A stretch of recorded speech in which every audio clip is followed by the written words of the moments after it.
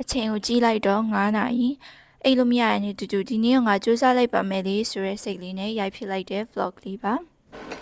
ခါလေးကကြတော့ဖန်တီးရတရားချုပ်နေရတယ်သူနဲ့တွေ့လို့ရှိရင်အမြဲတမ်းရှင်တမမနဲ့ချုပ်နေရတဲ့လုံးကုတ်လေးကိုစချုပ်နေရပါ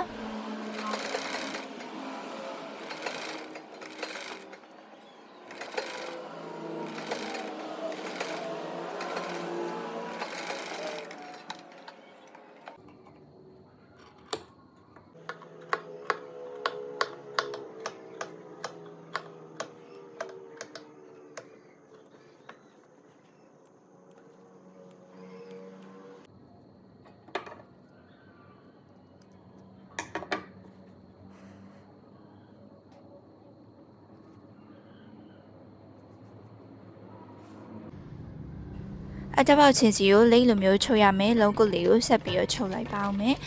ဒီဗီဒီယိုမှာဆိုလို့ရှိရင်ခါကြတော့အခုမှစချုပ်မဲ့လူလေးတွေပေါ့နော်ကြည့်လို့ရအောင်လို့ဗီဒီယိုလေးကိုမဖြတ်ဘဲနဲ့အစားဆုံးလေးရိုက်ပြထားတယ်ပေါ့နော်